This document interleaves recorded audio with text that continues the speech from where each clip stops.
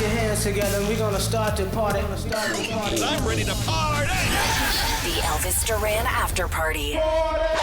So, we didn't get to my favorite segment of the show today, Around the Room.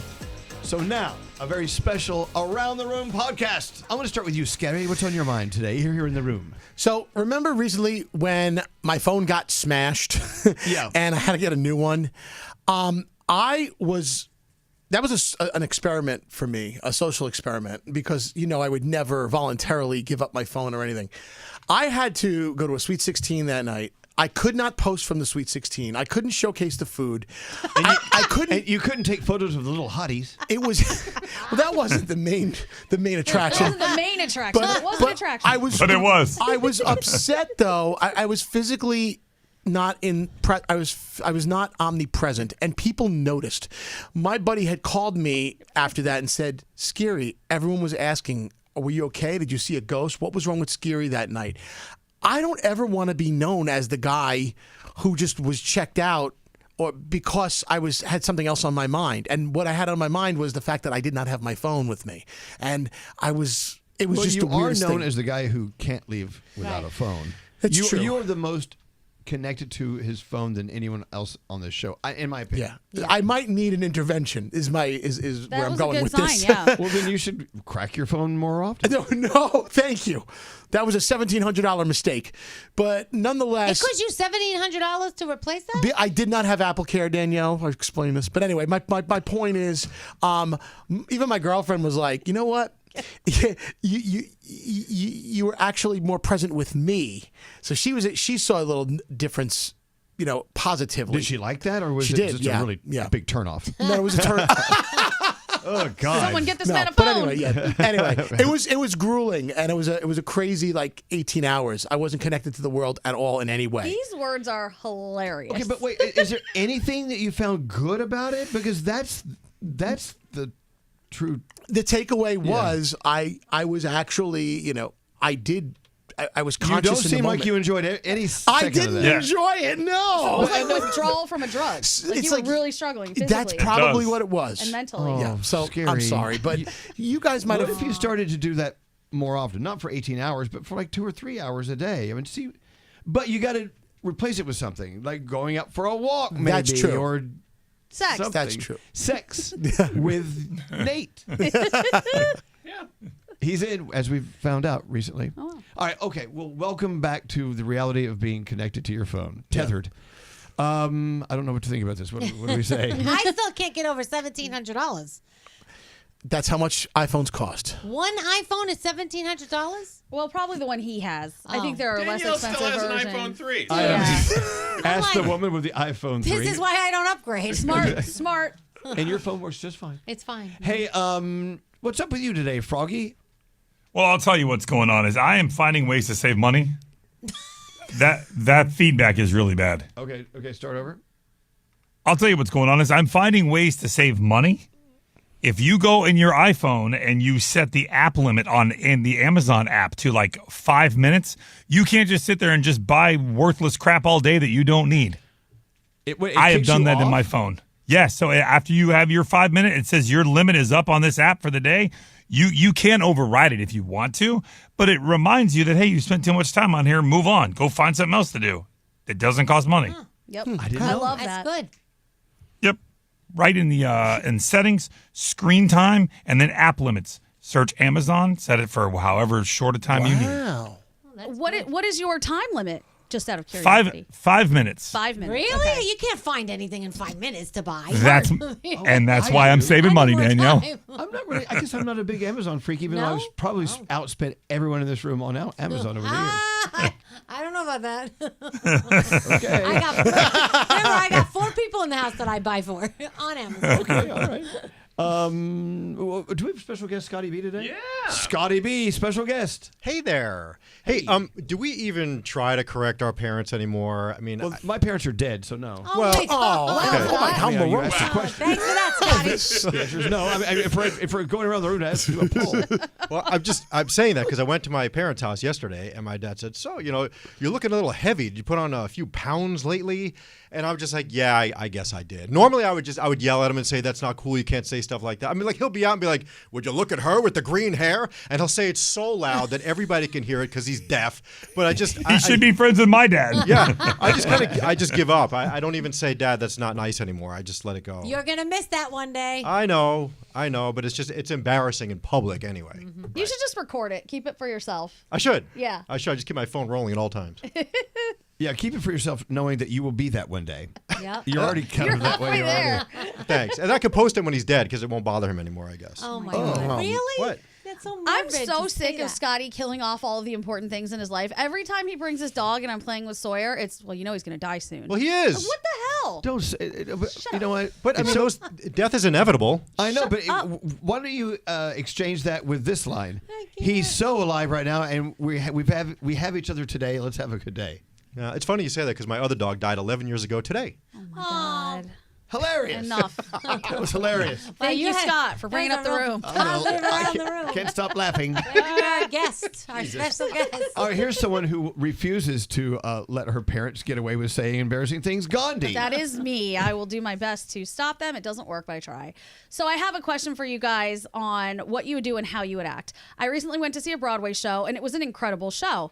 Somebody in the very near vicinity to me had some gastric distress going on. So it was constantly me getting gassed. And I started to get pissed off. I was like, this is insane. So I was saying to my friend, because my friend was smelling it too, should you, in that situation, if you are the farter, should you get up and leave and have a little courtesy for the people around you? Or are you like, nope, Yes. I paid for this ticket. I'm going to fart your lungs out. Like, whatever. I was not happy. That's disgusting. But what do you do? What would you do in that situation? Because to me, it ruined half of the show. Okay, well, you would hope that one little seeper would come out and you're done with it, but this was constant. It was continual. Like, as soon as it cleared, it came back again. And I was just like, what did you eat? Oh, my God.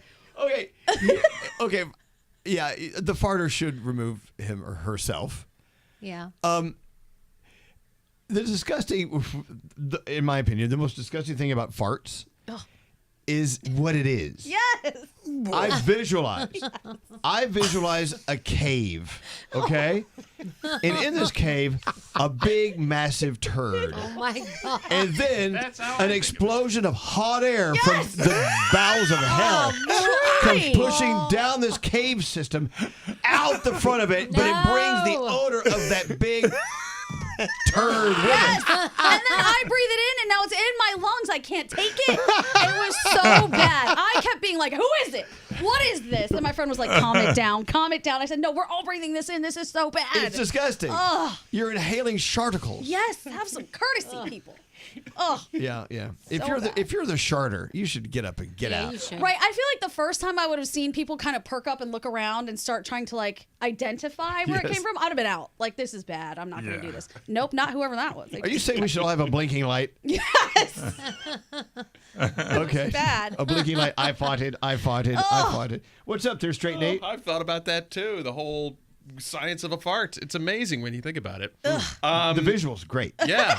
So I was reading, you might find this interesting, Elvis. I was reading the other day, ostrich farms have a difficult time getting male ostriches to breed because they find the human caretakers more attractive than the female ostriches. They take their mind off the female ostriches. Isn't that I've heard crazy? that as well. Really? So I know whether it's a male or female caretaker, it doesn't matter. It apparently doesn't matter. So my question for your husband, who I know has ostriches at the zoo, has any ostrich ever made a move on him? Maybe that's why the ostrich is his favorite animal at the zoo. I will tell you, when a male ostrich goes into heat or goes into breeding time or whatever, their necks and their legs turn bright red, and they get very aggressive. Oh, Really? As a handler, it's a very difficult time to be with the ostrich during that season, and they are aggressive.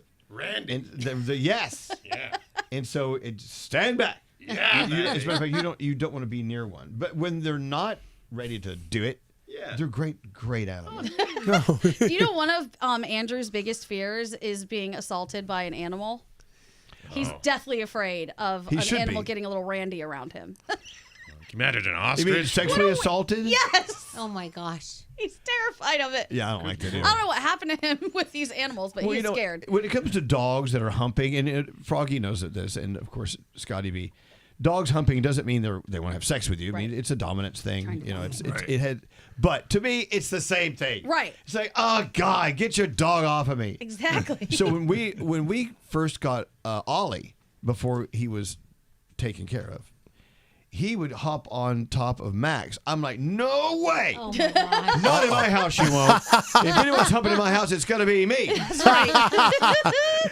But it's the worst when they humping dogs to me are like, oh. Yep, it's gross. And Andrew he will never swim with a dolphin because he's convinced they want him. Oh, stop it. Oh my God. Speaking of humping dogs, Danielle. I saved you for last. Thanks. Mine is about the 3-second rule. Like when something falls on the floor and you go to eat it, 3 seconds and that's it, right? That's all we give it. And then after that, it's contaminated. Am I right? It depends on what floor. 0 seconds. Yeah. It depends on the food matter as This well. was on a floor at an amusement park. Oh, God. 0 seconds. 0 So seconds. the forget person it. dropped a piece of chicken, Whoop. and it was a tiny piece of chicken. It wasn't even a big piece of chicken. But somebody behind him said, "Oh, you dropped your piece of chicken." And the guy bent down, picked it up, and put it in his mouth. And I'm standing there going, No. I'm pretty No. sure the 3-second rule just passed. I'm like, this is disgusting. Like, what's this? He goes, you don't want to leave that down there. I'm like, oh my gosh. That's disgusting. Did anyone say anything to this guy? No,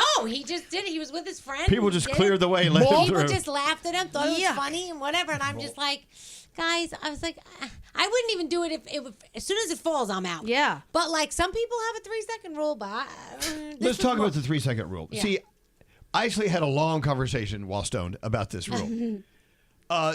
And someone said, look, it depends on the food and if it's wet, if it's porous and it absorbs things. But if it's like a crunchy something, Yeah. it won't absorb as much off the floor. And I said, well, no, that's only if the floor is wet. If you drop something on a wet floor, it's going to adhere to the food better Yeah, no. than if you dropped like a hard thing on a dry floor. And I'm still, how about not eat it anyway? Right. Eat it. Don't eat it at all. That guy that ate that chicken was probably the same guy that came to my Broadway show. Yes. Oh, the farter? Yeah. He might be throwing up the next day. Can I add too. something related real quick about food? Oh, God. God. Related to vomiting, farting, Here or it food? comes. Yes. No, I mean, I was at a restaurant with my girlfriend over the weekend, and as we were leaving, there was a vacated table that had slices of cake from a party that was there. And Do she's not like, eat on people's Scotty. tables. She's like, that chocolate cake looks so good. I'm like, please don't. So she went and she, with her fingers, grabbed a corner of it and ate it. She's like, that's. It was untouched. It was one of the untouched pieces that you was cut kiss sitting that on the mouth? table. But what's that? You kiss that mouth? Oh, yeah. How do you know? You don't know it was untouched. What if that was the floor cake? If that was the floor, we were picked kind it of- up. Someone we were there. sneezed They on were- it. Yeah, sneezed on it. They were adults. They weren't. It wasn't kids. I'm actually You're okay the with guy, that. You're the guy who thinks someone sticks their dinger in everything. That's right. I mean, I didn't you eat do. it. I just watched her eat it. I just want to know if it's okay. I was thinking Okay. if it would be okay for you to go over to a table and go, hey, I'm thinking about ordering that. Do you mind if I get a taste and see what somebody would this say? happened to us at a restaurant.